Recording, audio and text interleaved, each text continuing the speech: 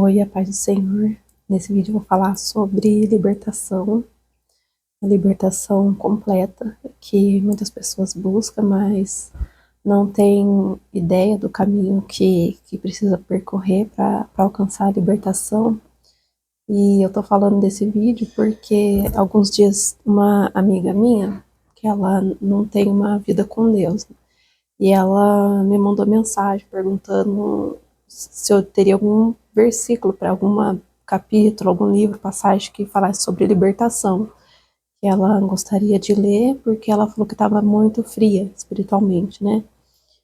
E naquele momento eu pensei, né, na resposta ideal, que de acordo com meu entendimento, só que eu busquei uma passagem para passar para ela que se encontra em Deuteronômio, no capítulo 7.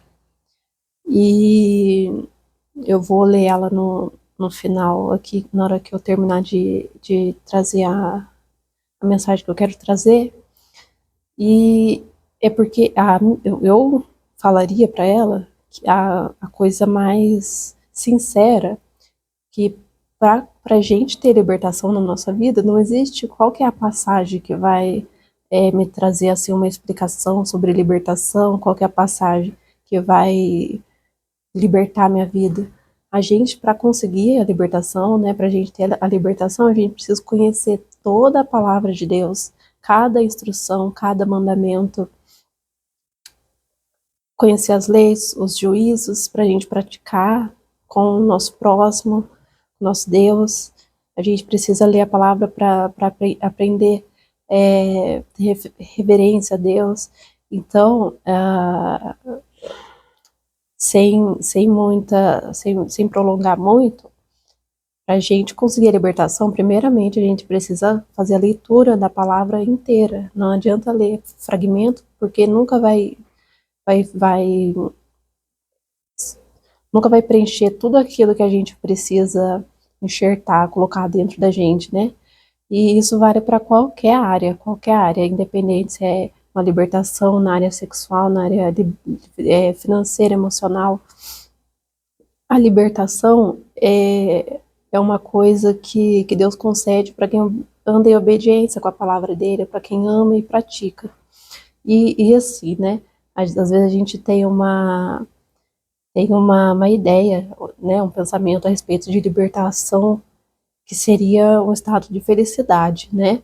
Mas como muitos servos de Deus, né, na palavra, passaram por momentos de sofrimento, mesmo na fidelidade, e estando libertos, né? Porque o principal, né, o mais importante é a gente estar agradando a Deus e estar debaixo dos cuidados de Deus, né? Então, então eu finalizo, né? O meu pensamento sobre a libertação, que não existe um caminho que vai solucionar se você descartar o conhecer a palavra, conhecer e praticar, né? Deus, muitas passagens, Deus vive reforçando sobre conhecer conhecer os mandamentos, né? E conforme eu tenho uns 2, 3 anos que eu comecei a ler a Bíblia e colocar minha vida em ordem, né? Claro que sempre tem alguma coisa que a gente precisa melhorar, precisa começar a praticar.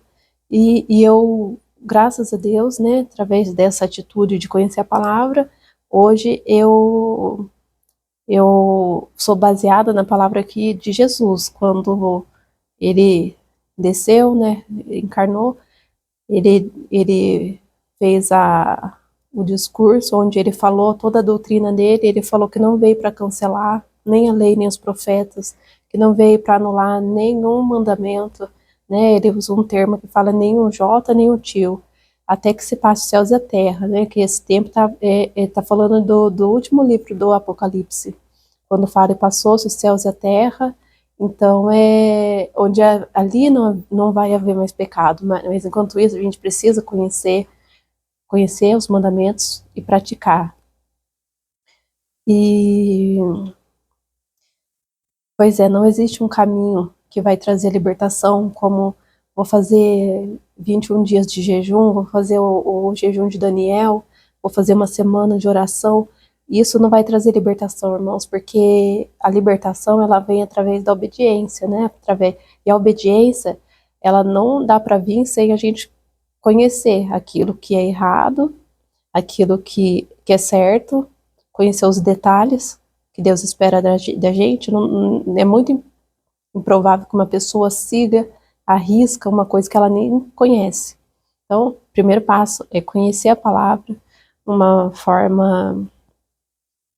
forma que às vezes ajuda, fazer a leitura através de audiobook, né, a Bíblia online, coloca no áudio, vai acompanhando com a Bíblia, porque às vezes tem dias que a cabeça da gente não está muito boa para se concentrar, mas a gente não pode se acomodar, né? A gente não pode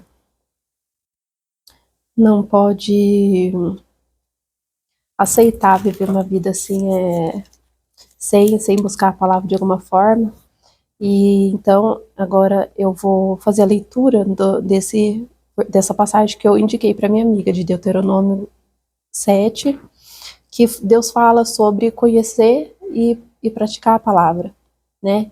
E é uma leitura, um capítulo que não é muito extenso, então eu vou vou fazer a leitura para quem gosta de ouvir alguém lendo, né? Então,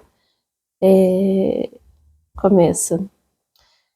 Quando o Senhor teu Deus te introduzir na terra a qual passas a possuir, e tiver lançado fora muitas nações diante de ti, os heteus, e os girgazeus, e os amorreus, e os cananeus, e os ferezeus, e os heveus, e os jebuseus, 7 nações mais numerosas e mais poderosas do que tu.